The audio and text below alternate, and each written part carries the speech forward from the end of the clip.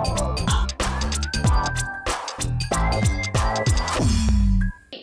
question, ano ang feeling nyo na mala-musical romance? Not just musical pala ito. So, mala-musical romance ang atake ng kwento ng Sparkle You ngayon. Ang cute! So, what can you say, guys? Guys, nahirapan ba kayo? Mas na-excite? O challenging? Matthew? Para sa akin po, challenging kasi medyo Dahil? kulang pa po ako sa talents. And then, pero ayun, nagawa ko naman siya, kaya masaya ako. Then, yung kung makikita niyo talaga yung film, talagang sobrang alive niya, walang dull moments. Kaya parang first time ko, tas ganito pa yung film. Kaya sobrang thankful talaga ako. That's right. So, take advantage mo yan. Kumbaga, training mo yan di ba? So, sana kung laging kang maging mindful na wala kang sasayangin. Kasi practice mo yan, yung exposure mo, Yes po. and everything. Okay? Nice one. Vanessa! Ano naman sabi? Nice one. Oo, nice one. Nice. Si Vanessa. Ako, challenge po, siguro yun yung nag-mature na po yung role ko. Ay, yung nag-mature yung role ko. Grabe naman, hindi. Ibig sabihin yung character ko. Kasi nga, di ba parang from senior high no, to college na. So, actually, hindi ko gaano naramdaman yung hirap kasi nga kasama ko ulit sila. And nadagdagan pa. Hindi naman sa pero yun, parang yun nga, katulad ng sabi ni Matthew, parang hindi ka naman gaano mape-pressure kasi nga sobrang gaan kasama ng mga cast and yung prod and sila direct. So, yun, sobrang happy ko kasi nakabalik ako and kasama ko rin si Lauren dito, si Yara. Si Yara. Oo. Uy, pero malaking factor yun na at home ka at saka ang sarap ng mga kasama mo sa set, di ba?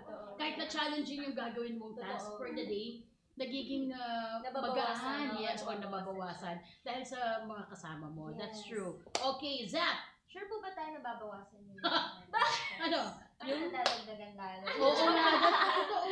Hindi, pero masaya po talaga na kasama sila lahat. Parang, napaisip hindi, si Zephanie kasi, syempre hindi na bago sa kanya yung pagkanta di ba? So, kumbaga dito, yung sa Frenemies kasi, yung puro acting mo Yung parang mas, tingin ko, mas nakita yung larangan ng pag-arte mo. Kasi na-establish ka bilang singer. Eto, all in one. Parang umaarte ka na, kumakanta. Parang eto, parang, hindi ko madiretso yung ko.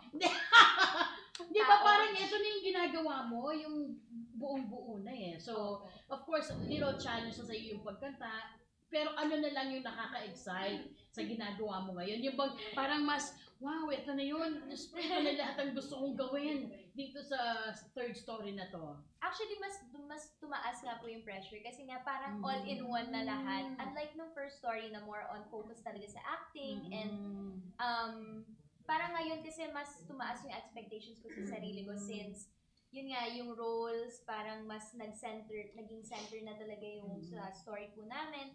And sasabay mo pa yung pagkanta and even sayaw, tapos acting all at once. So parang mapapakanta ka na lang na, pero masaya po talaga kahit sobrang bilis lang and sleepless nights. Sobrang worth it yung pagod kasi nakikita po namin na minamahal siya ng mga tao. So maraming salamat sa support. Yay!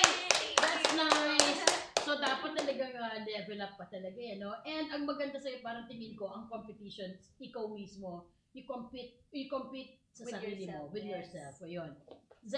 Zephanie ito, Althea. Si Althea, yes. Ito, kumakanta ka. Kasi ang galing mo ng umart. Ito naman si Althea, sa pag-arte talagang wala na. No doubt. Correct. Talagang parang, okay, sige, sarado na, langit, ganyan. Sinamahan mo ng kanta.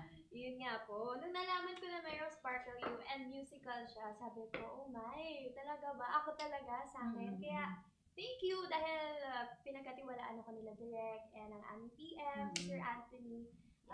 And with the help of Zephanie, diba, na nagawa ko yung dapat kong gawin. Yeah, lagi ako nagtatanong sa kanya, ano ba tamang yung Hindi mo alam, mali yung binibigay ko sa'yo advice. Guys, alam mo na. Si Zephanie parang totoo parang totoo talaga. ganyan po talaga siya. Sorry guys, baka Ganyan mamaya po isipin talaga. na masama yung galing ko. Tama kayo. Hindi kayo nagkakamali. Oo, Hindi kayo nagkakamali. yun din dati sasagot ko, oo, naniniwala na ako talaga. Oo nga. Ayun, pero yeah, tulad din po ng sabi nila, madali talaga mag-work kasi yung isang like show, lalo na kapag close lahat ng cast and sa prod, walang sakit sa ulo. Wala ba talaga? Meron ba? Ay, shoutout natin si Hyra.